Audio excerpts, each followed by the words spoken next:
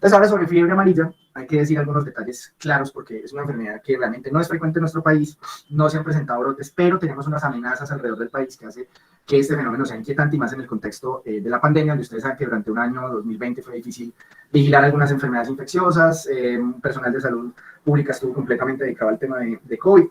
Entonces, digamos que este es un periodo crítico y después del mismo, pues vamos a ver con qué quedamos desde el punto de vista del riesgo infeccioso. Entonces, la fiebre amarilla es una enfermedad endémica en 27 países de África y 13 de la región de las Américas. Sigue siendo endémica en Brasil, Perú y Colombia, donde aportan la vasta mayoría de los casos, el 80% de los casos, pero como vamos a ver en nuestro país, pues es un comportamiento graneadito, muy específico, hay que saberlo sospechar, ¿sí? El brote más importante en América, bueno, el brote más importante en el mundo fue el brote que se presentó en África subsahariana, que llevó a una amplia preocupación en el globo, debido a que hubo miles de casos allí en África subsahariana. El tema es que esta enfermedad tiene una letalidad elevadísima. Muchachos, el dengue me va a matar de 1 a 5 pacientes por 1000 infectados. Miren que es una enfermedad que, pues de hecho, por eso mucha gente ha tenido dengue y no se muere. Pero la fiebre amarilla tiene una letalidad, dependiendo de donde usted esté parado, que puede oscilar entre el 30 y el 90%, ¿sí? ¿Por qué? Porque esta es una enfermedad que no tiene tratamiento específico y que generalmente en un gran porcentaje de pacientes lleva a una gran afectación de órganos y que muchas veces no va a haber forma de atajar nada porque esto generalmente ocurre en zonas rurales dispersas, perdidos en el bosque, y allí es donde hay entonces la mayor cantidad de complicaciones. En América, el brote de Brasil iniciado en 2016, que llegó hasta 2018, ha sido el más grande del país y de la región en los últimos 60 años, con un total de 2.155 casos y una letalidad del 34%. No, muchachos, yo quiero que ustedes mediten el hecho de una enfermedad que usted incluso con la posibilidad de tratamiento y de cuidado intensivo tenga un 30%, o sea, 1 de 3 de morirse, ¿sí? Por eso la fiebre amarilla es tan grave. En este caso, la letalidad fue relativamente baja porque al presentarse pues, este brote epidémico, obviamente los recursos sanitarios se enfocaron en estos estados, creo que fue en Minas Gerais, si mal no estoy, donde hubo la mayoría de los casos de esto. Entonces, pues obviamente al tener un brote, pues se enfocaron todos los recursos de salud a mantener el problema a raya. ¿Qué pasa? En Colombia, durante el periodo entre el año 2000 y 2019, ¿sí? Se confirmaron 215 casos de fiebre amarilla en un contexto de investigación de 795 casos. Noten ustedes esto. Tenemos casi 800 casos, de los cuales 200 resultan con fiebre amarilla. Y uno diría, ¿por qué tantos casos estudiados versus tan pocos casos confirmados? Porque esto generalmente ocurre en unas zonas muy específicas del país, donde generalmente son zonas rurales dispersas, de difícil acceso. Los médicos que conviven en estas comunidades y que van a estas comunidades saben el riesgo. Entonces, cualquier caso febril hay que siempre tener en mente, y ese es el primer mensaje, o sea, si usted se va a ir a hacer el rural a cualquiera de esos departamentos, tiene que tener la fiebre amarilla en mente y sospecharla. Entonces, por eso todo síndrome febril en estos sitios, si los médicos son juiciosos, estudian el caso, en este caso utilizando la serología ya específica de fiebre amarilla, que no la tenemos en Caldas. Por eso lo que les mencioné ahorita, la IgM positiva acá, pues realmente no tenemos cómo diferenciar una cosa de la otra. Y en ese contexto igual la letalidad fue muy elevada. Alguien me podría decir, muy profe, pero entonces que los virus de fiebre amarilla de Colombia son peores que los de Brasil. Y la respuesta es no. ¿Quién me explica esa diferencia de letalidad entre Brasil y Colombia? Miren, la letalidad de Brasil fue de 34% en el contexto de un brote de 2 años. Nosotros, entre el año 2000 y 2019, o sea, 20 años de vigilancia, la letalidad fue del 65%. ¿Quién me dice por qué? Profe, pues yo diría porque allá sabe más. Sí, No, está bien, está bien. le llega más casos de eso, entonces pues tienen más. Lucas tiene razón, pero hay una consideración ahí, y bueno, y realmente vamos a hablar de cosas. Por lo menos en el abordaje de enfermedades infecciosas, Brasil es obviamente una potencia en Latinoamérica, pero Colombia no se queda atrás, y eso lo ha demostrado, por ejemplo, que las guías de COVID son de las más usadas, la revista de infectología acá de Colombia es una de las más leídas en Latinoamérica, mucha gente se viene aquí a entrenar en infectología, y pues de hecho los especialistas en general de Colombia son muy bien apreciados afuera versus otros países que a veces no los quieren tanto, y estoy hablando, por ejemplo, específicamente de Argentina, pero de fondo está eso, sí, hay más pericia, pero en el contexto específico de un brote versus estos casos que tengo aquí, ¿quién otro me da otra explicación? La vacunación. Sí, y de hecho, de hecho esto no se ha salido de las manos, ni en África, ni en América, gracias a la vacunación. De hecho, hubo recortes de las dosis de la vacuna, porque es difícil producirla, y el hecho de que cuando hay brotes epidémicos, pues entonces se tienen que hacer unos cercos de vacunación en regiones enteras, lo cual pone estrés a la hora de poder manufacturar estas vacunas. Una de las cosas que hizo la OMS fue disminuir a 1/10 la dosis, o sea, la dosis que uno le pone en la fiebre amarilla para estar protegido, incluso ya se habla de toda la vida. Lo que hicieron fue coger las mismas dosis, hacer 1/10 la dosis para ya por cada vial tener 10 pacientes para inocular. Eso ayudó mucho, ¿sí?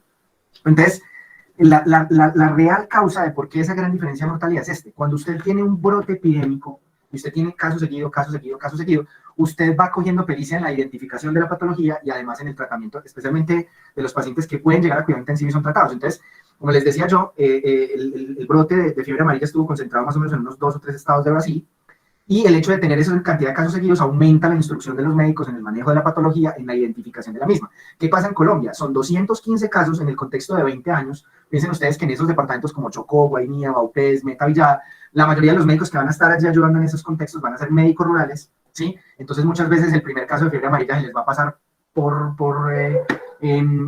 digámoslo, pues por el tapete, y pueden haber entonces este problema. Entonces, el hecho de que aquí sean casos en zonas endémicas, graneaditos, por allá donde está muy perdido, por allá en la selva, hace o nos explica las dificultades también del tratamiento de estos pacientes. Entonces, esa gran discordancia de la mortalidad es básicamente explicada por ese lado. Y cuando yo estoy en el contexto de una epidemia, ahí sí Lucas tiene razón, pues yo generalmente tengo más pericia para poder tratar estos casos. Entonces, el tema, muchachos, es que la fiebre amarilla acá usted cuando esté en esa región la va a identificar, pero es poco lo que usted va a poder hacer por ese paciente, ¿sí? Hay que tener eso presente. Y realmente evitamos la fiebre amarilla desde el punto de vista de la salud pública, es si hay algún riesgo de casos confirmados, si hay varios casos en una región, lo que tengo que hacer es tratar de vacunar la mayor cantidad de personas, hacer esos cercos pues, de vacunación para evitar de que este problema se nos salga de manos. ¿Listo? Entonces, con una letalidad del 65%, a partir del 2016 solamente se han presentado casos en Meta, Bichada, Guainía, Chocó, Vaupés, y el último caso fue allí en Vaupés, un caso letal, el paciente se murió de fiebre amarilla en el año 2018. Quiere decir que en el año 2019, 2020 y en lo que vamos de 2021 todavía no tenemos casos confirmados nuevos de fiebre amarilla en nuestro país. Vale la pena decir que es probable que hayan pacientes que se hayan muerto de fiebre amarilla en lo profundo de estas regiones selváticas que no quedaron en las estadísticas precisamente por el tema de COVID, ¿sí? Entonces, bueno, ya está en internet, los invito a que lean este pequeño editorial que hicimos un grupo de médicos y especialistas y científicos de Latinoamérica, precisamente haciendo el llamado a la alerta que subyace a la presencia de la fiebre amarilla en Venezuela, una patología que casi no era presente en Venezuela, unos casos muy esporádicos, incluso menos casos que lo que hemos reportado para Colombia. Y el tema es que nos preocupa en general, y esa fue como el sentido de esta editorial que salió en la revista Travel Medicine and Infectious Disease, revista Q1 de Science Direct, donde precisamente hablamos de que todo lo que pase de enfermedades emergentes en Venezuela se nos puede salir de las manos. ¿Por qué? Primero porque ya tenemos un nuevo vector que se está distribuyendo en Venezuela, que es Aedes albopictus.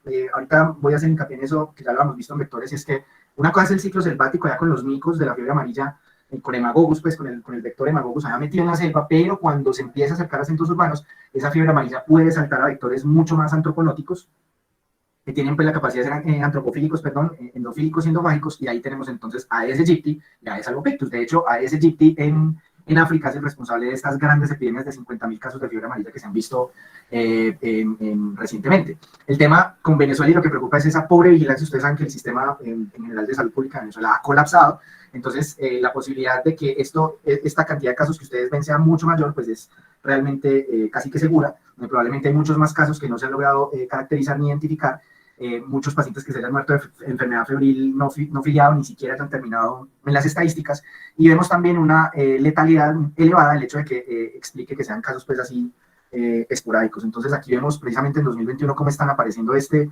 pico de casos que no se esperaba cuando ya se había tenido la enfermedad controlada, o por lo menos desatendida, porque pues esto fue ha sido pues durante toda la época del chavismo en Venezuela. Entonces no se sabe realmente si esto fue un silencio epidemiológico o qué.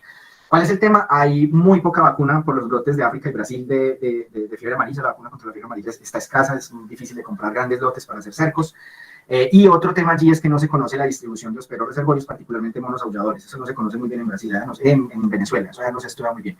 Entonces, pues ojalá esto no se salga de manos, ojalá que la parte de salud pública de Venezuela escuche de alguna forma estos llamados de diferentes expertos, varios de ellos venezolanos, para tratar de controlar esto, porque lo que pasó en África subsahariana fue un fenómeno muy similar. La enfermedad empezó a resurgir, a reemerger en algunas partes del territorio de África subsahariana, y cuando ya se dieron cuenta ya era una epidemia que estaba ya desatada. Y este es el tema, cuando uno mira cómo es el ciclo de la fiebre amarilla, hay que recordar que tenemos este vectorcito que es el hemagogus, muy relacionado con ciclos selváticos, ¿sí? Allá bien metido en la selva, pero la falta de estar vigilando estos ciclos enzooticos y ciclos y brotes pequeños epidémicos en el contexto de las selvas y de las zonas más alejadas, después se nos puede volver un problema cuando ya se vuelve una enfermedad epidémica, y es cuando el vector ya no sea Haemococcus, sino que sea Aedes albopictus o Aedes aegypti, y que permita pasar de humanos en zonas ya no tan rurales dispersas, sino ya donde hay centros poblados con varias personas,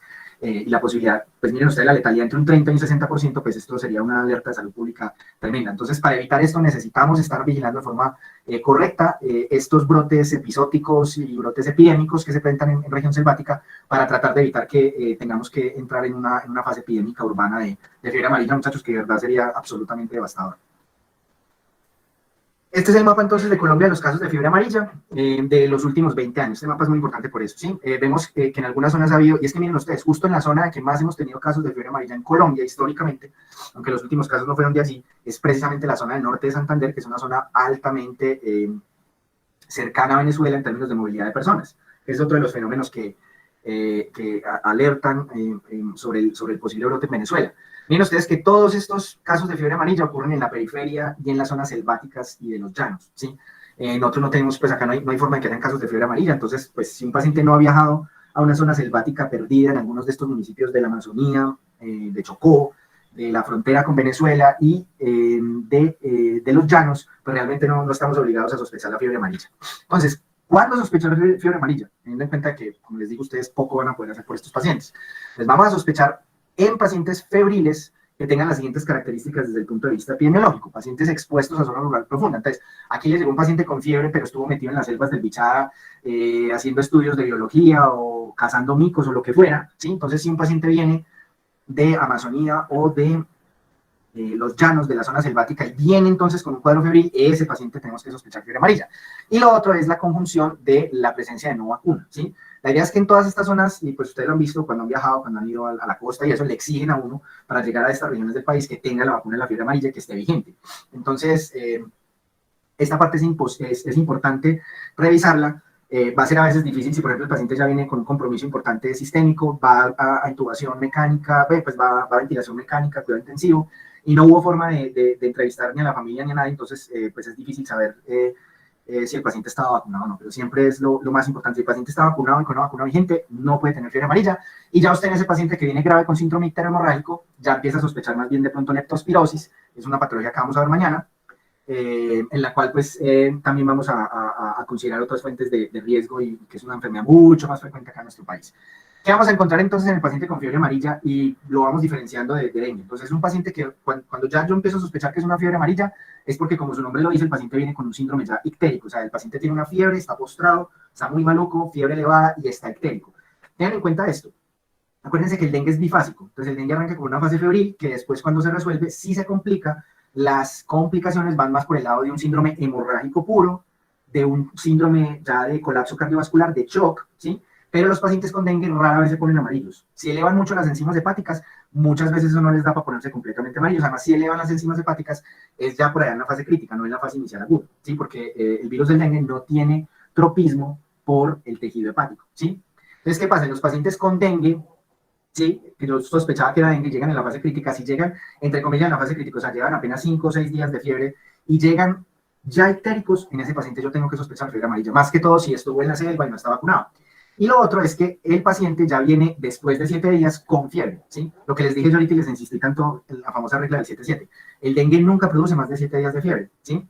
Y en este caso los pacientes ya llegan amarillos y llegan febriles, entonces yo ya tengo que pensar malaria, leptospirosis o fiebre amarilla. Y miren que malaria y leptospira, todo el país tropical y el riesgo de, pero fiebre amarilla es muy específico. Solamente 5 departamentos, paciente que haya estado en zona rural profunda y que además no tenga vacunación. Ese es el paciente que yo digo, pues madre, esto puede ser una fiebre amarilla y toca por lo menos ponerlo como caso sospechoso. Vuelvo y les digo, si ese fuera un viajero que nos llega a Manizales, no hay forma de hacer una serología para fiebre amarilla, nos toca simplemente tomar las muestras, enviarlas al Instituto Nacional de Salud, y el equipo de infectología y de cuidado intensivo van a tratar de enfocar este caso solamente con las sospechas que se tenga, descartando lo más frecuente en nuestro medio, descartando dengue, descartando COVID, descartando influenza, descartando de pronto una malaria, y pues simplemente hacer tratamiento de sostén. Para esto no hay ningún tratamiento específico. ¿Qué le puede uno orientar? Digamos, ya usted no está aquí, no le llega el enfermo vuelto nada viajero, sino que usted está allá, Bichada, Meta, Opes, Amazonía. ¿Qué puedes hacer tú si estás en un hospital más o menos con buenos recursos, o por lo menos con unos recursos mínimos, para poder sospechar que de pronto sea una fiebre amarilla?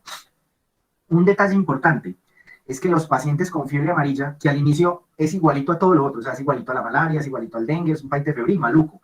¿Qué no puede uno hacer indicar de que ese paciente va a ser una fiebre amarilla con todos los peluches? Que presente una elevación de la AST y la ALT, que generalmente se da a las 48 horas de inicio de la fiebre. Noten ustedes que en dengue, para yo elevar las enzimas, tiene que ser por allá 7 días después de la fiebre, y si se presenta ictericia fue porque se necrosó el hígado por una hipoxia, por hipotensión, por ejemplo. Eso es un fenómeno tardío, o sea, el paciente se complicó, se le dañó el hígado, pues es un fenómeno tardío. En el paciente con fiebre amarilla, la fisiopatología es muy explosiva, es un cuadro de inicio súbito, empieza a elevar las enzimas hepáticas, y claro, cuando ya llegamos al quinto día, ese paciente sigue febril, quinto, sexto, séptimo día sigue febril, y ya las enzimas están en 3.000, en 4.000, y las bilirrubinas están voladísimas, el paciente se ve completamente amarillo, ¿sí? Hay que tener eso presente, listo. Muchachos, preguntas hasta acá de la parte de dengue agudo, de la parte de dengue y de la parte de fiebre amarilla. ¿Alguna pregunta? Listo. La idea es que el jueves, como vamos a poner casitos clínicos, entonces ya la idea es que ustedes vayan diferenciando, sospecho que es fiebre amarilla, sospecho que es dengue, sospecho que es leptospira, sospecho que es malaria. Eso lo vamos ya a ver ya con los casitos clínicos el jueves que hagamos la sesión pues, de tablero. Ahora, en esta horita que nos queda de clase, vamos a hablar de dos arbovirosis, ¿sí? Que fueron muy importantes al inicio a mitades de la década pasada, si ya es década pasada, como pasa el tiempo, que fueron enfermedades emergentes nuevas en nuestra región que causaron muchos problemas, más que todo este señor Zika, para poder generalmente tener en cuenta que estos diagnósticos van a ser diagnósticos de descarte. O sea, mi mensaje con ustedes con arbovirosis es claro y es el siguiente. Siempre que usted ve un paciente febril en los primeros 7 días con exposición a zona endémica de dengue, eso es dengue hasta que no se demuestre lo contrario, ¿sí? Si se empieza a complicar y se empieza a poner fea la cosa, va a ser un dengue grave o una leptospirosis o una malaria, ¿sí? Mañana vamos a hablar también pues, de leptospiria y de riquecias. Y generalmente los diagnósticos de Zika y de chikungunya van a ser diagnósticos de descarte, ¿sí? No hablamos de diagnósticos de descartes, que son enfermedades que en la vasta mayoría de casos son enfermedades leves, que no llevan a complicaciones, y que en ese contexto, básicamente, muchas veces nos vamos a quedar con la duda de qué era qué, ¿sí? Y eso es lo que yo precisamente les voy a hacer mucho énfasis en los casos clínicos que vamos a ver el jueves. Muchas veces uno se va a quedar con la duda, ¿será que fue un dengue y nada más? Pero ¿será también que fue un Zika, un chikungunya? Esos son diagnósticos de descarte, porque la pericia que ustedes deben adquirir en esta parte de medicina tropical del enfoque del paciente febril es el paciente que presenta posibles complicaciones, ¿sí? Identificar el paciente con posibles complicaciones, listo. Entonces, bueno, el Zika arranca y debe su nombre a este bosque Zika que queda en la región de Uganda, cerca del lago Victoria, que es uno de los lagos más grandes del mundo. La enfermedad fue originaria de esta zona, de hecho, estos fueron los dos artículos precisamente describiendo esta patología, artículos clásicos de Dick y colaboradores, donde en la revista de Inglaterra de la Sociedad de Medicina Tropical e Higiene, una revista más bastante prestigiosa, se hizo entonces la descripción de este Zika virus en 1952. Lo que se hizo fue generalmente buscando otros arbovirus, ya se había identificado muy bien la fiebre amarilla, ya se había identificado muy bien el virus del dengue, y se sabía que posiblemente habían muchos más virus de estos arbovirus, ¿sí? Acuérdense que hasta ahora arbovirus, o sea, virus transmitidos por artrópodos, hemos hablado básicamente desde flavivirus, donde ya hemos visto dengue y sus 4 variedades, fiebre amarilla, y ahorita vamos a ver nuestro último flavivirus de importancia, que sería el virus Zika. ¿Qué pasa?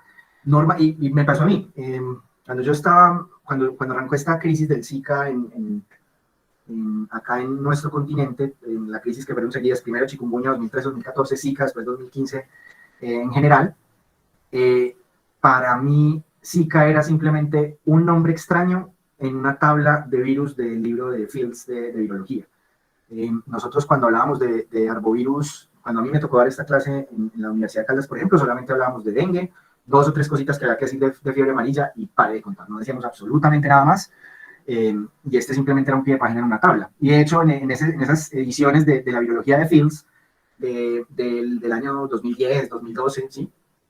No había ninguna descripción clínica de importancia de Zika, simplemente decía, Zika fue descrito aislado en el bosque Zika cerca de Kampala, durante programas de vigilancia de fiebre amarilla, buscando precisamente nuevos arbovirus y buscando cómo eran los ciclos de esta patología pues, tan devastadora en África.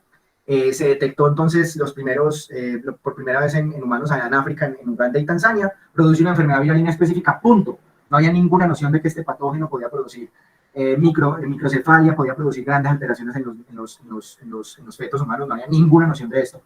Y de hecho, la crisis del Zika, cuando se vuelve una enfermedad emergente en nuestro continente, obliga a los científicos a volver a sacar por allá del cuarto de San Alejo los criterios de Koch, en este caso ya actualizados moleculares, para tratar de establecer si el virus Zika causa microcefalia. Acuérdense los criterios de Koch, demostrar que el bicho A produce la patología B. ¿Listo? El primer aislamiento del virus a partir ya de muestras humanas como tal ya se logró en 1968. Entonces miren cómo el virus era propio de una región subsahariana selvática de África, y ya en 1968 hay apenas algunos atisbos de que esa patología podría afectar humanos, y por eso es que en ese momento, antes de que arranque la pandemia de Zika, pues básicamente para nosotros era un pie de página en una tabla de un libro especializado. De 1968 hasta antes de la crisis del Zika, este era el mapa de influencia de la enfermedad, ¿sí? Solamente lo teníamos en África subsahariana, en algunos países pues, específicos, especialmente obviamente en Uganda, al lado del lago Victoria, algunos casos en Egipto, algunos casos en la India, algunos casos en Bangladesh, perdón, en Pakistán, y en sudeste asiático. Y hasta ahí llegaba la patología. Lo que se cree es que Zika, probablemente el virus, sufrió algunas mutaciones, volvemos otra vez a la evolución de los patógenos, que aumentó la competencia de los vectores a nivel global. ¿Qué me refiero con esto? El virus Zika tuvo unas modificaciones en su secuencia que hicieron que el vector, especialmente Aedes albopictus y obviamente también Aedes aegypti, aumentara la posibilidad de transmitir. Eso es lo que se llama competencia vectorial, porque acuérdense, cuando hablamos de vectores, de las condiciones necesarias para que sea la transmisión vectorial, está el periodo de incubación extrínseca, el número de veces que el vector pica a las personas, el coeficiente de transmisión. Entonces, lo que se cree es que con esos cambios del virus aumentó el coeficiente de transmisión, aumentó la carga viral dentro del vector, se redujo el periodo de incubación extrínseco y mejoró la capacidad de un vector transmitir Zika, ¿sí? Entonces, estos eran los ciclos que se tenían pues de circulación por allá, de ciclos enzootóticos, o sea, muy relacionados con micos y con simios en general allá en África subsahariana. Y básicamente lo que se tenía era que se tenían múltiples ciclos con diferentes patrones de transmisión y diferentes, podríamos decirlo, subespecies como tal, con los ciclos enzootóticos muy específicos. No fue sino hasta eventos de recombinación probablemente entre estas cepas o eventos de mutación, nunca, a diferencia, así como en COVID nos van a quedar muchas dudas de dónde carajo salió eso, no se sabe todavía si fueron eventos de recombinación o simplemente la aparición de mutaciones de nuevo, que básicamente comprometieron dos proteínas, la proteína MS5 y la proteína de envoltura. La nomenclatura de las proteínas de Zika es igual a la de dengue.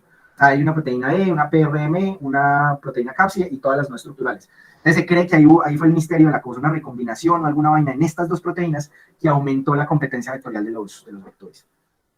De esos focos iniciales en Asia, en general en toda, más que todo sudeste asiático, la enfermedad se empezó a regar ya en algunas partes de toda la parte de Oceanía y el Pacífico, ¿sí? En estas zonas del Pacífico pues se hace también vigilancia activa. Ustedes saben que esas son islitas súper pequeñas, muchas son protectorados o colonias, entre comillas, de países países imperiales durante el siglo XIX, entonces hay algunas cosas ahí que están bajo el yugo de Estados Unidos, otras de Francia, otras de Inglaterra, ¿sí? Por eso ahí tenemos las Polinesias francesas, las Islas Solomón, que son realmente una suerte de protectorado de Estados Unidos. Entonces, como son vacacionaderos muy importantes de los ricos de estas partes del mundo, ahí se hace vigilancia con juicio. ¿Qué se encontró? Miren, analicen esto. Acá tenemos la parte norte de Australia y todas estas islitas que vemos acá en este mapa, ¿cierto? Acá vemos norte de Australia y todas estas islitas. Miren ustedes que en el año 2007 lo que teníamos en este complejo de islitas era apenas el serotipo 4, ¿sí? Y el serotipo 1 de dengue. Acuérdense que son 4 dengues, 1 a 4. Listo. Miren lo que pasa en 2008.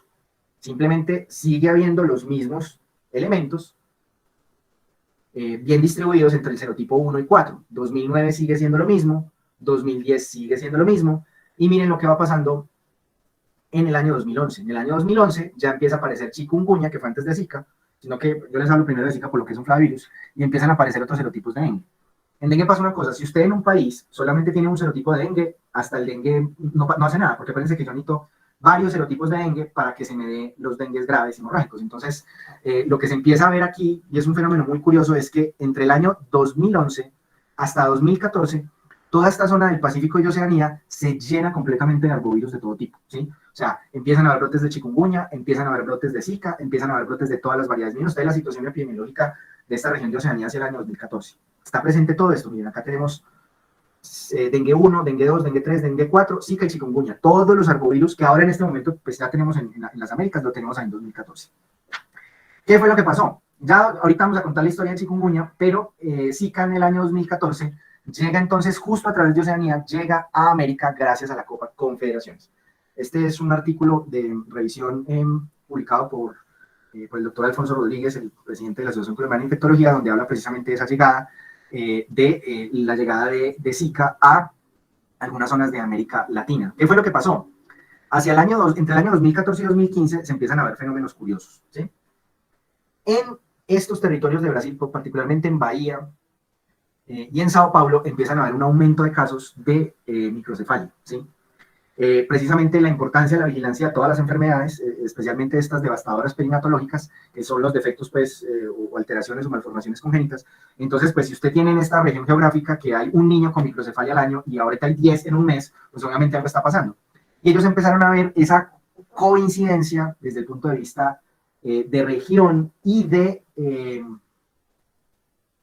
el punto de vista de coincidencia de región y de tiempo, o sea, de tiempo y espacio, entre la aparición de este virus nuevo, ¿sí? En pacientes que tenían, ¿cómo fue que se dieron cuenta? Pacientes que tenían fiebre, que tenían rash maculopapular y que todas las pruebas de dengue salían negativas, inmunoglobulina M de dengue negativa, prueba NS1 negativa, RT-PCR para dengue negativa, y decían, ¿pero qué está pasando acá? Entonces, hubo la coincidencia de una enfermedad febril, rash maculopapular en forma epidémica, nueva, que no daba positivo para ninguna prueba, asociada a la presencia de casos de microcefalia en estas mismas regiones. Entonces hay una coincidencia tiempo y espacio, ¿sí?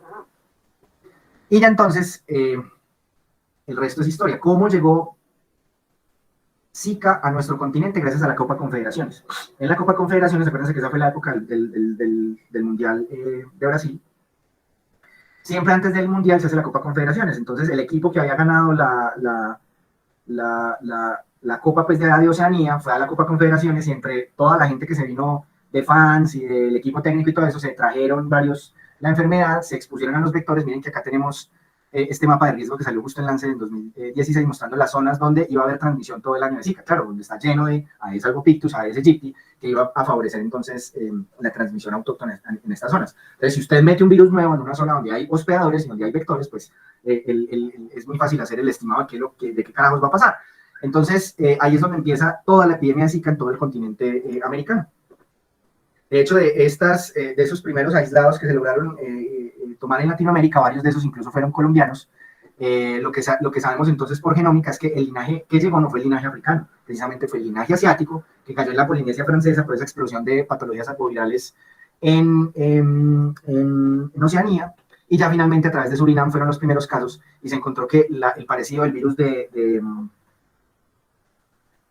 Brasil y de Colombia, de varios sitios pues acá donde se logró hacer la secuenciación, era extremadamente similar. De hecho, básicamente por estos estudios en Zika y en chikungunya a nivel genómico, fue que arrancó el consorcio de vigilancia genómica, que ahorita es el de COVID, que ya tiene más de 20 laboratorios anexos. Ellos entonces analizaron más que todo esa evolución precisamente de esas dos proteínas que ya les había yo mencionado, y en este artículo, que en ese momento pues estaba en preprint, que se publicó no me acuerdo si fue en Journal of Infectious Disease. Miren ustedes las dos secuencias colombianas de 2015, que las ven ustedes acá, cómo están bien emparentadas con las muestras de Brasil y de la Polinesia francesa.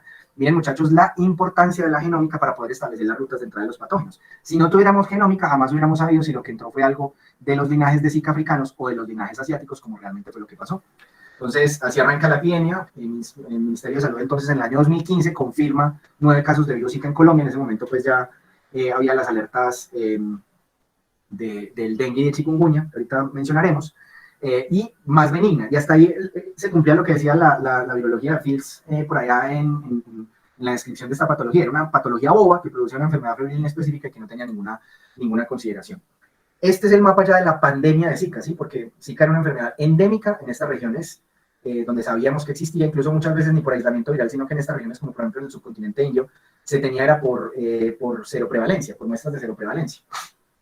¿Qué fue lo que pasó? Después de la expansión a través de la Polinesia francesa y de la Copa Confederaciones, ya hablamos de una pandemia, porque ya teníamos entonces la región endémica comprometida de África, los casos de donde derivó de los linajes asiáticos que ya estaban circulando en toda la parte de sudeste asiático y de Oceanía, y después la llegada al continente americano con múltiples casos de Zika, enfermedad febril específica, y además de microcefalia, ya en todo el continente americano. Por eso hablamos entonces de que Zika fue como tal, o podríamos hablar de que es una pandemia, ¿sí? ¿Qué pasó entonces en nuestro país? Miren la explosión de casos del año 2015 a 2016, cómo se dio. En la parte más cruenta de la epidemia fue al inicio del 2016, donde hubo más casos. La mayoría de la gente, muchos casos fueron completamente asintomáticos, muchas veces los casos tenían una clínica que ni siquiera era un síndrome febril. Y lo cierto es que en ese momento pues no se le podía hacer RT-PCR a todo el que necesitara saber si tenía Zika o no. Entonces la vigilancia realmente fue muy difícil porque, a diferencia de COVID, donde tenemos una prueba que, aunque no tiene una sensibilidad perfecta, tiene una especificidad pues casi perfecta, y donde había la unión de laboratorios, donde hay la unión de laboratorios tanto privados como públicos que permiten hacer la aproximación al diagnóstico de COVID. En ese entonces teníamos un embale muy tremendo, porque teníamos una prueba de dengue que era imperfecta, la inmunoglobulina N, que había además reacciones cruzadas con ese Zika. No había ninguna prueba de antígeno para Zika, la RT-PCR solamente la hacía el Instituto Nacional de Salud, y obviamente pues por el hecho de que era una enfermedad que no mataba a nadie, pues no estaba indicado hacérselo a muchas personas. Entonces, solamente una quinta parte de los infectados muestra síntomas, y se habló de que potencialmente en el punto más cruento de la epidemia aquí pudo haber hasta 100.000 infectados en ese periodo. Acá entonces, de los casos que tuvimos durante la época más cruenta de la epidemia acá en la región central, en Caldas tuvimos 95 casos en total.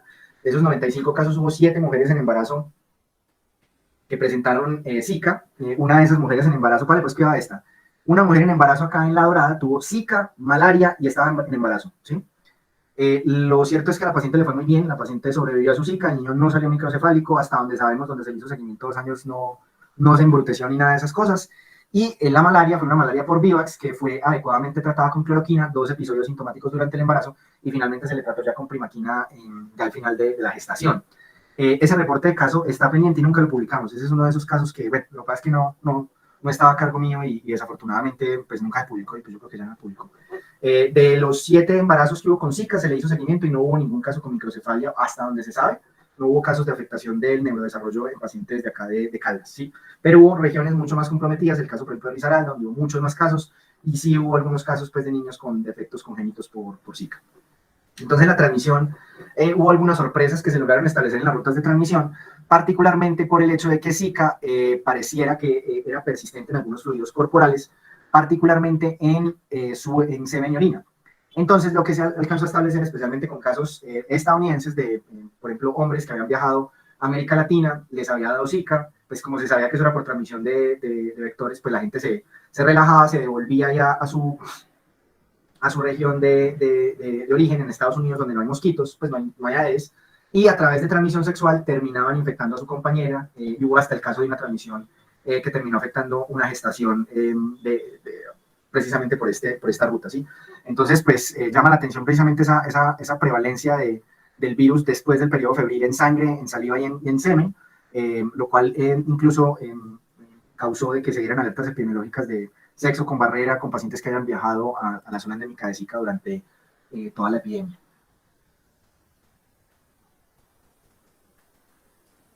¿Cómo es entonces la clínica de los pacientes con Zika? ¿Sí?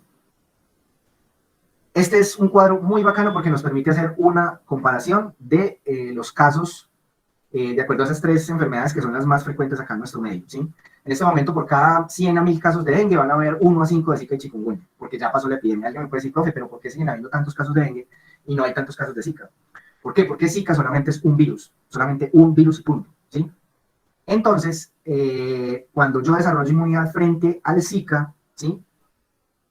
Ya queda uno listo contra el virus de por vida. Entonces, una vez pasó la fase epidémica, en esa fase pues durante la pandemia, donde se infectaron una gran cantidad de personas, los que no están expuestos, los que se expusieron, sobrevivieron, desarrollaron inmunidad, y eso hace entonces que la cantidad de personas que puedan tener Zika sea cada vez menor.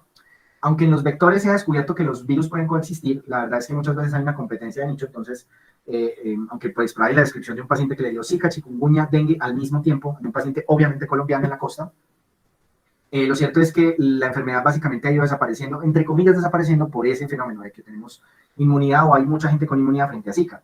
En dengue no ocurre eso por el hecho de que son 4 variedades distintas, entonces usted le puede pegar un dengue, 2, 3 y 4, antes de que usted diga ya no me puede dar más dengue en la vida, con el riesgo además de dengue hemorrágico. Una de las cosas que más preocupó a los científicos era que los pacientes que desarrollaron Zika pudieran mediante sus anticuerpos hacer fenómeno ADE con dengue, o los pacientes que tuvieran inmunidad contra dengue hicieran un fenómeno parecido con Zika, un fenómeno de amplificación derivada de anticuerpos. Pues lo cierto es que esto nunca pasó, ¿sí? Entonces, por eso es que ahorita lo que vamos a ver es que la enfermedad se va a manifestar muchas veces como una sospecha clínica. No vamos a tener la capacidad de hacer ninguna prueba diagnóstica para confirmarlo, excepto en un escenario que ya vamos a ver, y por eso a veces es importante pegarnos de la clínica. ¿Por qué? Porque, muchachos, vean, en muchas ocasiones usted le va a llegar, especialmente en zona endémica, usted le llega al paciente con sospecha de dengue, en un sitio donde a usted le llegan diario pacientes con dengue, ¿sí? Entonces usted hace lo que vimos en el enfoque inicial. Al inicio, cuando el paciente llegó, yo no le mando una inmunoglobulina M porque no sirve para nada, me sale falso negativo. Muy seguramente no va a haber prueba de antígeno NS1. Entonces usted hace el enfoque inicial basado en riesgo, mirar los signos de alarma, educa a la familia o educa al paciente, le toma un cuadro hemático, eso sí no se le niega a nadie, mira usted si parece dengue, por el hecho de que aumenta el hematocrito y disminuye las plaquetas en el contexto de una leucopenia. Y ese paciente, si usted lo manda con signos de alarma, le manda las pruebas, le manda, perdón, el tratamiento que es los líquidos en casa por vía oral, con el mosquitero, la analgesia con acetaminofén, muy seguramente usted ese paciente no lo va a volver a ver. Entonces usted se va a quedar con la duda, ¿será que eso sí era un dengue? ¿Será que era un chikungunya? ¿Será que era un Zika? Entonces, cuando usted tiene un paciente con sospecha de dengue, va a ver que el paciente con dengue versus el paciente de Zika va a presentar mucha más sintomatología, ¿sí? Además va a estar con unos paraclínicos claves de dengue, ¿sí?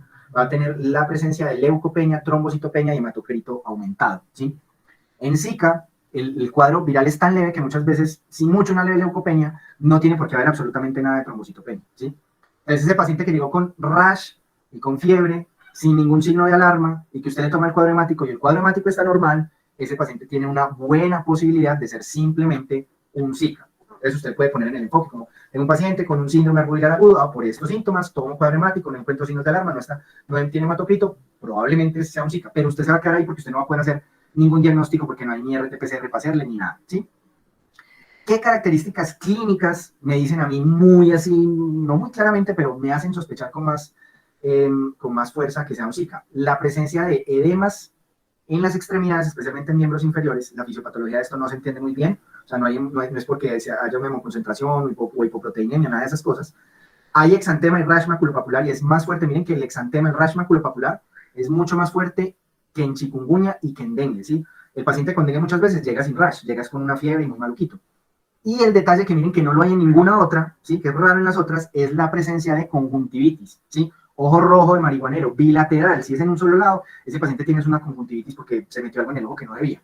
Entonces, ese paciente que me llega al servicio de urgencias, febril, ¿sí? Con rash maculopapular, los ojos muy rojos, que el cuadro hemático es absolutamente normal, ese paciente tiene una alta sospecha de ser un Zika. Y ojo, alguien me podría decir, profe, y si yo al quinto día le mando una inmunoglobulina M y esa inmunoglobulina M me sale positiva, entonces, ¿qué fue lo que pasó ahí? Recuerden que un pequeño porcentaje, como es un flavivirus, la inmunoglobulina M de dengue no es completamente específica. Hay algunos pacientes con fiebre amarilla que pueden resultar positivos, lo mismo algunos pacientes con Zika. No es muy frecuente, no es el 30% de las serologías, pero puede salir positivo. Entonces, el hecho de que una inmunoglobulina M me salga positiva en un paciente que no tiene alteración en el cuadro hemático y que tiene ojo rojo y todo eso, puede seguir siendo un Zika, ¿sí? Ahora bien, si ese paciente usted le vuelve al servicio de urgencia, le pudo usted tomar una inmunoglobulina M, y la inmunoglobulina M, teniendo un paciente con fiebre, con exantema, con el ojo rojo, con el cuadro hemático sin hemoconcentración, sin trombocitopenia, y ese resulta inmunoglobulina M negativo, tiene usted el diagnóstico de Zika casi que en la mano, ¿sí? Un diagnóstico altamente probable, ¿sí? Pero como les menciono, en la vasta mayoría de los casos, no vamos a volver a ver a ese paciente. Los pacientes muchas veces no vuelven porque también les ha dado dengue varias veces en la vida, en la casa lo saben manejar, saben solamente que si se complican van a urgencias, entonces usted nunca le puede hacer pruebas al paciente, ¿listo? Entonces tengan presente eso. Muchachos, si un paciente ustedes llega y está muy adolorido, tiene fiebre y además ya presenta alteraciones en el cuadro hemático, no vayan a sospechar Zika, ¿sí? No vayan a sospechar Zika, tengan eso presente. ¿Listo? Preguntas hasta acá con Zika, chicos, especialmente en el enfoque del paciente en general. Este cuadrito es clave, si algo saquen el pantallacito, ahí se están en su celular para que cuando hagamos casitos clínicos el jueves lo puedan desenredar fácilmente, ¿listo? Entonces este es el rash clásico, el rash maculopapular de Zika. ¿En qué se diferencia el rash del dengue? Ojo con esto, y los invito a que busquen en internet lo siguiente, busquen, el rash del dengue se describe como un mar rojo con islas blancas, o sea, el rash del dengue es más que todo un rash macular rojo, o sea, un exantema de manchas rojas en varias partes del cuerpo. Ese rash así macular de océano rojo con islas blancas es más característico del dengue. En el paciente con Zika hay un fuerte compromiso maculopapular. Sí, miren ustedes las papulitas, se ve que ahí está como levantadito y además se ve como el rojito de las manchitas del eritema pues, que se da por el rash, por el exantema macular. Esto tiene algo de asidero biológico con lo que vamos a ver a continuación. ¿Quién me recuerda de dónde derivan la piel y el sistema nervioso central en el embrión? ¿Profe, el ectodermo? Muy bien, María Camila, punto porque estaba despierta, por favor, anótesela. El ectodermo, entonces ojo con este detalle, ¿sí? Les voy a mencionar ahorita en la fisiopatología ya de la microcefalia, hay unos receptores específicos que al ser ectodérmicos se van a presentar tanto en piel como en sistema nervioso central. El problema es que ese receptor específico se presenta en los embriones, perdón, en los fetos, y ese receptor después deja de estar presente o simplemente no está activo o no interactúa con el virus, ya en nosotros en los adultos. Es raro encontrar una encefalitis por Zika. Ese receptor, en cambio, queda muy activo y queda presente en las células epiteliales. Entonces eso nos explica por qué los adultos hacen exantema maculopapular en mayor frecuencia que con otros arbovirus y por qué los fetos que tienen ese mismo receptor terminan con el cerebro frito, envuelto en nada, por una microcefalia. Es por ese origen ectodérmico de ambas estructuras. Y lo otro, también esta no fue una foto pues, que le tomamos a cualquier marihuanero, así se le ve el ojo rojito a un paciente con Zika, para que lo tengan presente, ¿sí? Entonces miren que eso va ayudando en el diferencial. Rash maculopapular, ojos muy rojos, cuadro hemático normal, en el contexto de la posibilidad de que sea una patología tropical, no vayan a sospechar esto en maltería, ¿cierto? Ahí es donde yo digo, esto podría ser un Zika, listo. Bueno. Entonces, ¿qué pasa? ¿Cómo definimos el caso sospechoso de Zika y en dónde deberíamos mandar pruebas, ¿cierto? Entonces, miren ustedes lo que sería el caso procedente de municipios con transmisión de Zika confirmado, o sea, en los municipios donde tenemos circulación del virus, que ese es el, ojo con este, pues a mí me parece una irresponsabilidad, pero así tocó por vigilancia. Caso confirmado por clínica. ¿Qué es un caso confirmado por clínica? Es un paciente que ha estado en los últimos 15 días del inicio de los síntomas, esto tiene el mismo periodo de incubación clínica del dengue, a menos de 2.000 metros sobre el nivel del mar, donde hay circulación autóctona de Zika, que es los mismos municipios donde hay dengue, y que presenta exantema, fiebre, y uno o más de los siguientes que no se explican por otras condiciones: conjuntivitis no purulenta, prurito, altrarquias, mialgia, cefalea y malestar general. Muchachos, pregunta, ¿cuántas enfermedades producen ese mismo cuadro? Piensen ustedes, un man que venga de región tropical en los últimos 15 días, con exantema y fiebre, tiene que tener esos dos, y además que se acompañe de conjuntivitis no purulenta o hiperemia conjuntival, que le pique, que le duelen las articulaciones, que le duele el cuerpo, que tenga además malestar general y dolor de cabeza. Entonces, muchachos, pues la mitad de las enfermedades, la mitad de las virosis pueden producir esa vuelta, empezando también por riquecias. Vamos a ver mañana en riquecias, especialmente en tifo murino aquí en Caldas, que puede dar un cuadro similar. Entonces, si uno lee esa definición, pues cuántos casos de otras cosas se han terminado categorizando como Zika, y miren ustedes que aquí no hay ninguna cosa relacionada con laboratorio. Entonces hay caso confirmado por clínica, hay caso confirmado por laboratorio, que es el caso sospechoso con un resultado positivo para una RT-PCR, que la hace el Instituto Nacional de Salud. Si yo le mando una muestra de suero en la fase virémica, o sea, tiene que ser en los primeros 7 días de la enfermedad, lo mando yo a que me hagan el Zika, me van a decir, yo no le voy a hacer esa RT-PCR, eso es carísimo, y además eso no mata a nadie. Entonces, ¿cuáles son los grupos de riesgo a los cuales sí se les debe hacer la RT-PCR de Zika? En este momento, los únicos que importan realmente y en los que se hace sistemáticamente la búsqueda de Zika es en las gestantes, por el riesgo que tienen precisamente de presentar el tema de microcefalia. Entonces, ojo con esto, yo sé que no estamos en perinatología, ni hemos llegado por allá todavía a gineco. Si nosotros tenemos una mujer gestante que ha viajado, o sea, estuvo de paseo en los últimos 15 días, o vive en una zona donde hay dengue, malaria, una zona tropical, menos de 1.800 metros, donde se sabe que han habido casos de Zika, y esa paciente presenta fiebre y exantema, ¿sí? Hay que buscarle muchas cosas, lo vamos a ver después en perinatología, hay que descartar sífilis, estar mirando bien si se le hizo la prueba de VIH, hay que mirar cómo está vacunada, que no vaya a ser un sarampión, una rubeola, súper clave todo eso, pero dentro de las cosas que hay que pedirle, en esos 7 días iniciales de fiebre, porque si no después no sirve para nada, y ojo con ese detalle que ahí va una cáscara en el examen, le va a poner a usted una embarazada que tuvo fiebre, rash, ojo rojo, hace 15 días, y usted le va a mandar el suero de RT-PCR al Instituto Nacional y se lo voy a glosar, porque tiene que ser durante los 7 días después de la fiebre. Acuérdense, hay que detectarle la viremia en sangre a través de RT-PCR. Ese es el único caso. La gestante, con exantema, con fiebre, cualquiera de estos síntomas del espectro, entre otras cosas a descartar, hay que mandarle una RT-PCR de Zika al Instituto Nacional de Salud. ¿Listo? El resto de los casos de Zika, usted se va a quedar haciendo maromas, utilizando la clínica y utilizando las pruebas para él. Usted lo que siempre va a tratar de decir es, o es dengue, o si no, de pronto es un diagnóstico de descarte que puede ser Zika. ¿En quiénes nos quedamos con pacientes con diagnóstico de Zika un poco más preciso? pacientes con la clínica de Zika, prueba de inmunoglobulina M negativo al día 5 y que además tengan un cuadro hemático completamente normal. Ese paciente con fiebre, exantema, sin ninguna consecuencia, lo podemos categorizar entonces como posible Zika, ¿sí? Entonces, vean precisamente lo que tenemos. Paciente en población general, con municipios de transmisión, o sea, cualquier colombiano, hay que hacer confirmación por clínica, que yo todavía no sé eso cómo se hace, y no hay que mandar a ningún laboratorio, pues, de la parte, pues, de suero. En lo que más se está haciendo acá de sospechar la parte de Zika es realmente en los grupos de riesgo, particularmente en gestantes. A Zika no se le está mandando RT-PCR ni a neonatos, ni a mayores de 65, pues hay otras cosas más que vigilar, pero en embarazadas es devastadora y hay que siempre tener presente la posibilidad de Zika, ¿sí? Aquí es como utilizan, por ejemplo, el algoritmo ya interno del Instituto Nacional de Salud.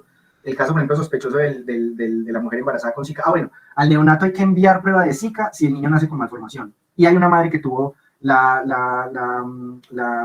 sospecha que tenía Zika durante el embarazo. Esa sería la única condición del neonato.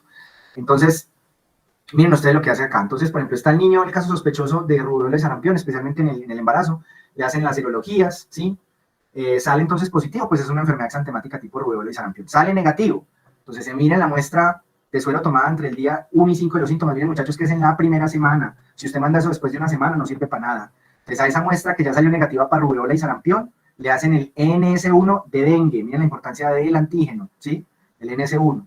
Salió negativo, se le hace el lab de chikungunya. Salió negativo, se le hace Zika. Miren la cantidad de cosas que a las muestras que se mandan al Instituto Nacional hay que hacerles, ¿sí? Ya si es un niño que nació mortinato, vuelto nada, con microcefalia, ya se hace sobre las muestras de biopsia, que son estas que tienen acá, ¿sí? Entonces arranca por casos sospechosos de sarampión y rubéola, que es lo más común, se descarta, se mira dengue, se descarta, se mira chikungunya, se descarta y ya se queda con Zika, ¿listo? Bueno. Entonces, ¿cuáles son las complicaciones fuertemente asociadas a Zika y en general pues a esta patología? La microcefalia en los neonatos y el Guillain-Barré en los adultos. Entonces, esto es un golazo pues que metieron este grupo de médicos, la mayoría de Cúcuta y de la costa, que publicaron pues este artículo en New England Journal of Medicine, pues que hay que obviamente felicitar a este grupo pues por este gran logro de publicar en esta revista, donde se pudo establecer una fuerte asociación. Ojo, asociación no implica causalidad, uno arranca primero por decir, estos dos fenómenos están como que coincidiendo, están asociados. Y ya obviamente ya pues la prueba del tiempo demostró que había una fuerte asociación entre Guillain-Barré y Zika. Entonces, ¿qué fue lo que se demostró? Mire, ¿cuándo fue el periodo más pesado de la pandemia de Zika en Colombia? 2016, ¿sí? Entonces, a 2016 a finales, analizando las muestras a inicio, se encontró una coincidencia importante. Todos esos casos de Zika reportados nuevos, ¿sí? Esa explosión de casos se vio además acompañado de una explosión de casos del síndrome de Guillain-Barré. Miren aquí la coincidencia tan bonita entre los casos analizados.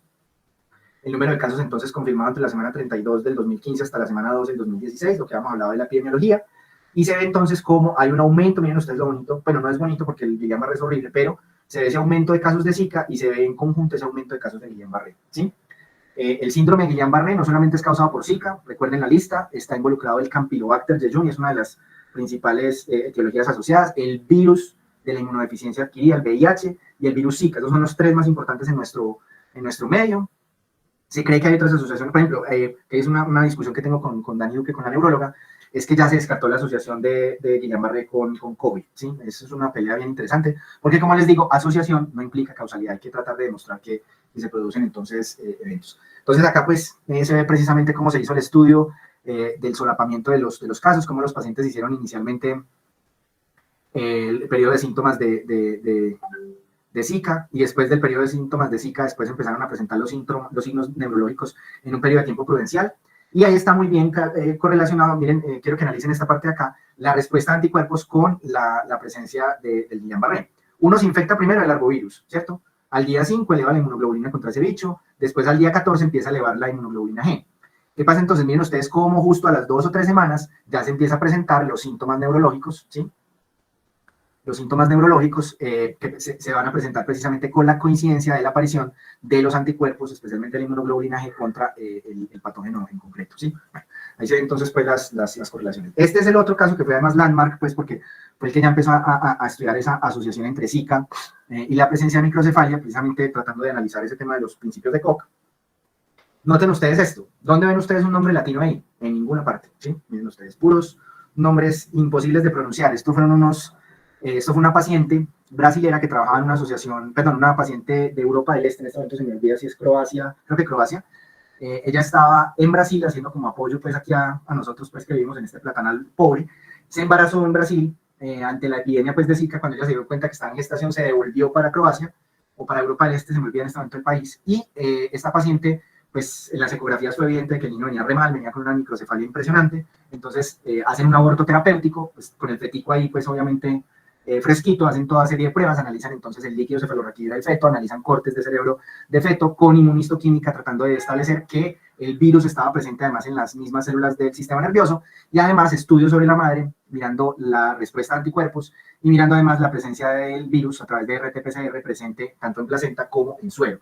Miren ustedes que ahí, pues yo todavía no tengo criterios de COC desde el punto de vista de cultivos, ¿sí? Pero lo que estoy tratando de analizar es la presencia del virus en los tejidos enfermos, en este caso el neonato, en el sistema nervioso central. Que además, por estudios posteriores, como les digo, se pudo establecer que el virus Zika interactúa con unos receptores que están presentes en el tejido en neurodesarrollo, en los fetos, más no en el adulto, y eso explica por qué ese tropismo fuerte del sistema nervioso central. Entonces aquí fue como se encontró pues, las calcificaciones en la misma ecografía. Este es el sistema nervioso de ese pobre neonato, con unas fuertes calcificaciones. Calcificaciones habla de una importante inflamación. Además, las calcificaciones en la placenta. Se tomaron entonces pues estos cortes y se pudo establecer además por inmunistoquímica la gran presencia de los virus precisamente en las células del sistema nervioso. Esto lo que hace es obliterar el desarrollo de las capas, de las 6 capas de la corteza cerebral, precisamente por la expresión de este marcador, de este receptor, que hace entonces que la presencia del virus en esta célula se produzca una inflamación del sistema nervioso que no deja desarrollar los giros cerebrales, y por eso los pacientes quedan básicamente microcefálicos, ¿sí? Entonces aquí esta es la más importante, donde apunta a tratar de establecer los principios de Koch, donde se ve entonces por inmunofluorescencia la reacción entonces de esta inmunistoquímica con partes del sistema nervioso, confirmando la presencia del virus en el tejido de ese neonato con microcefalia. Obviamente pues alguien me podría decir, bueno, ¿y cómo cumplimos lo otro? Pues no podríamos como coger neonatos de la misma zona geográfica, sacarlos del útero, rajarles el cerebro y mirar si no presentan Zika. Pues obviamente eso no se puede. Esto es obviamente la mejor aproximación que se tuvo para poder establecer los criterios de Koch. Después se cumplieron completamente cuando algunos laboratorios de neuroinfecciones, especializados en neuroinfecciones, lograron hacer organoides, que son crecimientos celulares in vitro del sistema nervioso, donde se demostró que de forma activa podía crecer virus Zika en estos organoides, en esos receptores que nos explican además el rash maculopapular de los pacientes con Zika, ¿sí? Entonces, bueno, ya vimos el tema de la mujer embarazada, la importancia siempre que tenemos un paciente con cualquier cuadro sospechoso de arbovirosis en el contexto de embarazo, tenemos que hacer prueba de Zika. Esa prueba es RT-PCR en los primeros 5 días después del inicio de la infección. A veces es difícil porque la paciente de pronto ya consultó ya el día 8 o 9 y nos vamos a quedar sin diagnóstico. Y en ese caso, si se hace entonces prueba positiva, pues sale positivo para Zika, hay que tratar de analizar, hacer pues entonces un seguimiento ecográfico mucho más juicioso, porque esta es una de las indicaciones de terminación de embarazo si se encuentran grandes malformaciones o afectación del sistema nervioso.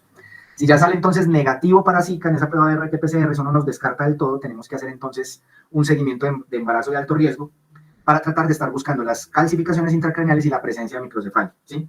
Ya si hay entonces la microcefalia o las calcificaciones, probablemente fue un falso negativo al inicio del embarazo, ya no va a haber ninguna prueba que hacerla en la mujer en embarazo, sino que se hace en la interrupción del mismo. Esta es una de esas indicaciones súper claras, pues porque un niño con microcefalia no va a vivir más allá de algunas horas fuera del útero. Y ese niño entonces se le toman las muestras de tejido y se envían al Instituto Nacional para hacer entonces el análisis de esto. Bueno, aquí entonces estas recomendaciones las veíamos pues con la gente de ginecología. Listo. Bueno, en estos 20 minuticos que nos quedan vamos a analizar chikungunya. Ojo pues con chikungunya. Chikungunya hace parte de los alfavirus, hace parte de los togaviridae, ¿sí? Entonces tenemos 3 grupos de arbovirus. Flavivirus, que ya vimos, dengue, zika y fiebre amarilla. Tenemos este otro grupo que son los togaviridae, que llaman ellos, y el otro es los bunjaviridae, que también pueden ser transmitidos por mosquitos y por otros vectores. Acá en Colombia no tenemos ningún bunjaviridae, entonces nos olvidamos de ellos. ¿Cuáles son los arbovirus que vemos en Colombia?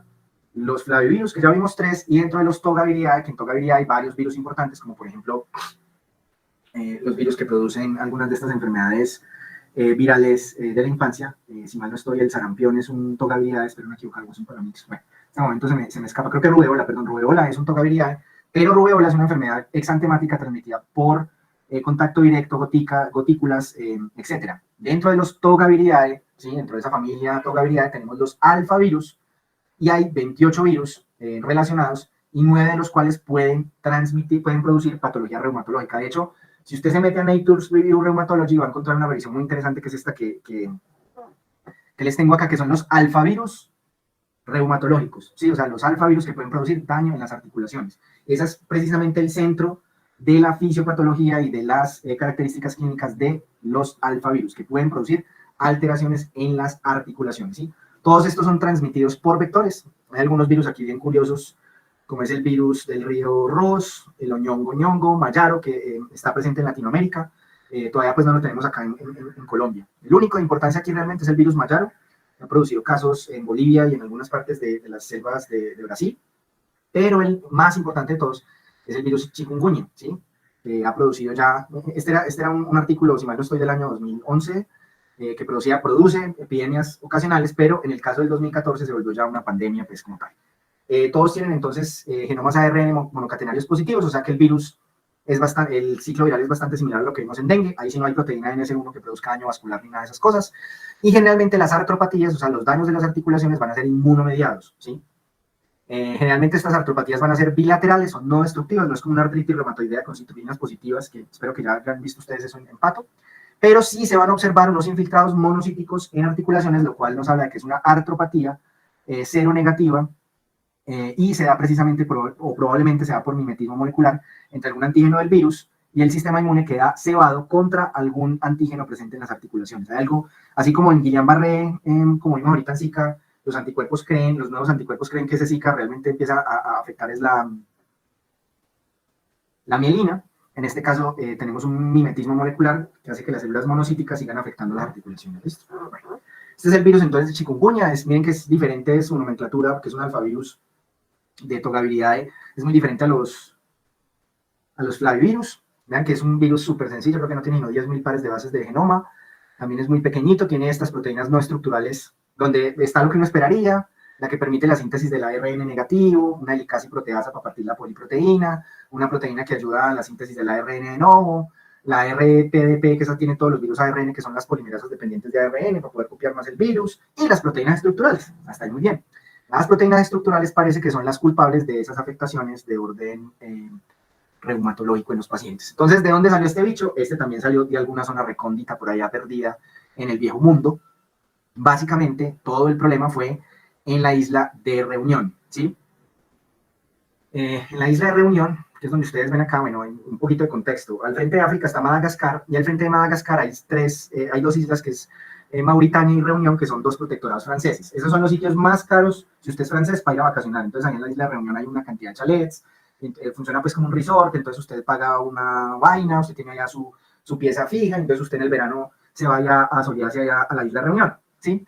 Entonces, ¿qué pasó? En el año 2006 empieza un brote gigantesco de casos de chikungunya, que es esto que ustedes están viendo acá, que se correlaciona además con la presencia de algunos casos en la zona metropolitana de Francia. Entonces usted va a decir, pero venga, ¿cómo así casos de Francia? Casos importados. O sea, a medida que la gente adolorida se fue yendo para Francia, pues tenemos los casos de la isla de Reunión, los casos de Francia, con un pico, con unas semanas de diferencia entre un mes y el otro, pues obviamente mientras los pacientes se volvían a Francia todos adoloridos, ¿sí? La epidemia cesó rápidamente en la isla de Reunión. ¿Por qué? Porque es lo mismo que hemos visto en las epidemias. Las epidemias llegan al punto donde se agotan, ¿cierto? Infectan a los que van a infectar, los que no son susceptibles no se infectan, y el mismo virus se extingue, ¿sí? Pero pues obviamente los casos siguieron llegando allá a Francia. ¿Qué fue lo que pasó? Mismo caso, se cree que hubo un cambio en este caso en el virus, que aumentó la competencia vectorial. Todavía pues hay como muchas hipótesis allí que no se han logrado discernir, pero lo cierto es que la área de influencia de chikungunya estaba circunscrita a todo el subcontinente indio y al Océano Índico, ¿sí? Teníamos casos en Madagascar, Mauritania, Reunión, Seychelles, Maldivias, y en la India, donde se alcanzó a tener en el distrito de Násik hasta 2.000 casos sospechosos, pero hasta ahí, ¿sí? No había pasado de ahí nada. ¿Qué fue lo que pasó? Se tiene mucho menos estudiado que el fenómeno de emergencia de Zika.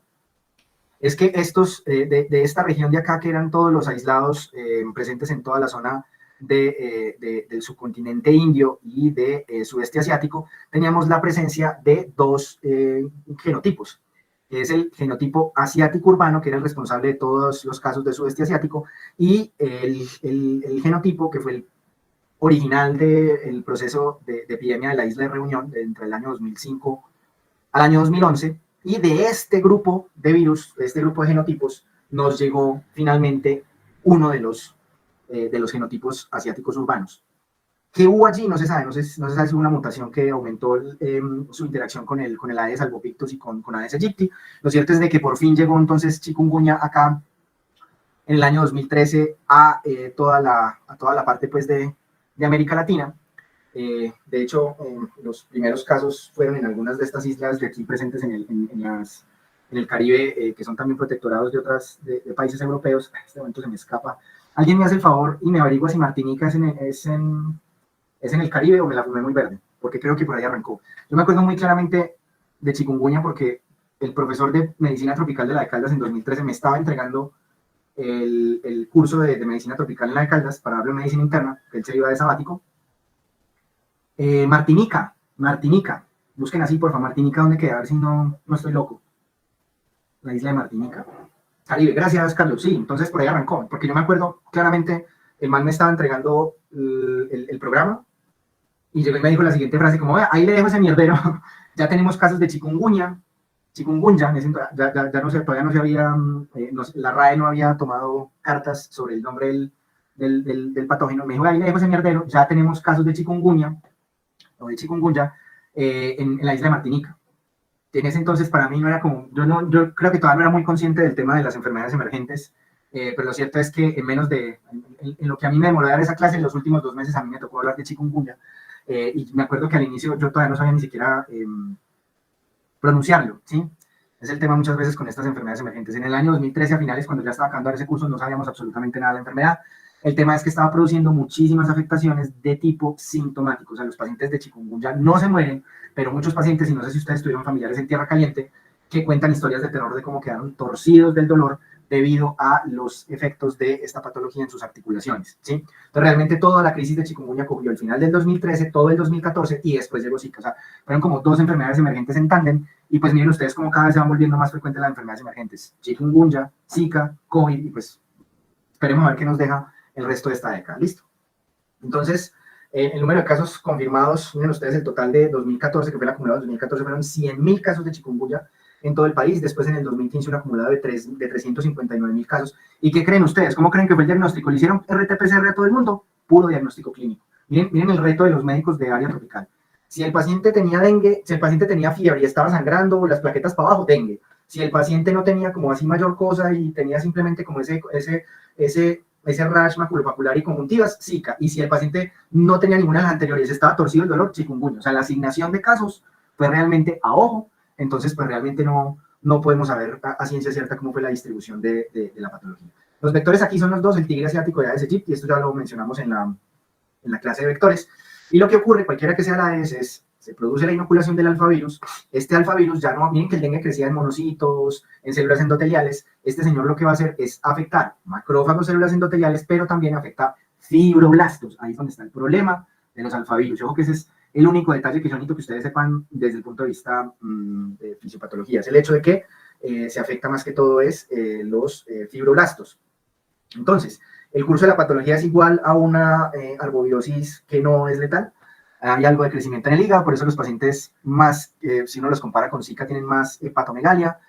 Como hay fibroblastos también en músculos y en articulaciones, hay allí el crecimiento, la replicación del virus en estas fibroblastos. Y pues como ustedes saben, si tenemos entonces unas células infectadas con fibroblastos, pues entonces vamos a tener después la aparición entonces de la respuesta inmunológica, especialmente los CD8, las células citotóxicas, van a matar los fibroblastos que están infectados con chikungunya. Entonces, eso es precisamente lo que pasa, y por eso es que la sintomatología se concentra tanto en músculos y articulaciones.